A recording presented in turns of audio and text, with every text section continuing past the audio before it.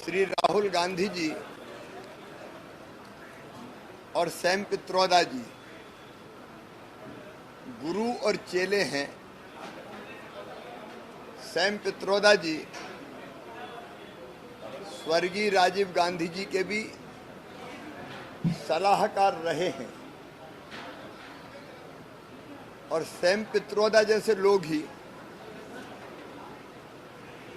कांग्रेस को विचार देते हैं जिनको कांग्रेस क्रियान्वित करती है। अब उन्होंने कहा है कि कांग्रेस अगर सत्ता में आई तो विरासत टैक्स लगा देगी। वे अमेरिका के उदाहरण देते हैं।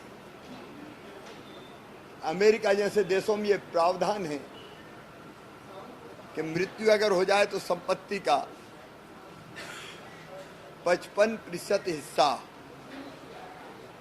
सरकार अपने पास ले लेगी।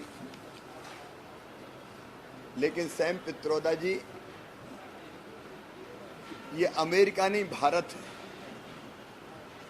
भारत की संस्कृति, भारत के जीवन मूल्य, भारत की परंपराएं अमेरिका की नहीं है। भारत भारत है। यहाँ किसान हो या इवन गरीबी हो, वो भी अपना पेट काट काट के थोड़े पैसे इसलिए बचाते हैं कि उनकी मृत्यु के बाद बच्चों को कुछ दे के जाएं।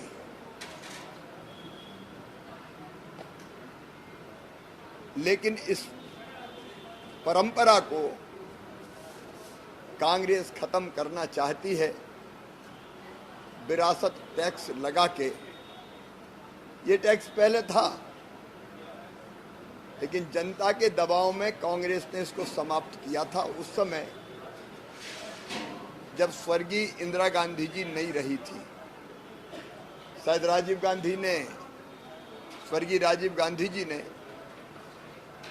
मां की संपत्ति उनको मिल जाए इसके लिए इसको हटाया हो। लेकिन कांग्रेस को देश के सामने ये स्पष्ट करना पड़ेगा कि उसके इरादे क्या है। कांग्रेस जिस रास्ते पर चल रही है वो भारत का रास्ता नहीं है, वो खतरनाक है। एक तरफ विरासत टैक्स लगाने की बात करती है, दूसरी तरफ कहते हैं कि जातिगत जनगणना मेरे जीवन का मिशन है। कितने टुकड़ों में देश को बांटना चाहते हो? देश में समाज को बांटना चाहते हो? आर्थिक सामाजिक सर्वेक्षण की बात होती है। इसके पीछे खतरनाक इरादे छिपे हुए हैं और वो इरादे हैं जातियों में देश को बांटने के। वो इरादे हैं दलित, आदिवासी और ओबीसी के अधिकारों को बांट देने के। भारत इसको कभी स्वीकार नहीं करेगा। देश की जनता इसको कभी स्वीकार नहीं करेगी। मैं कांग्रेस से स्पष्ट रूप से, मैडम सोनिया गांधी हो, राहुल बाबा हो, अब ये केवल किनारा करने से काम नहीं चलेगा। उनके असली इरादे क्या हैं वो जनता को बताएं। जातिगत जनगणना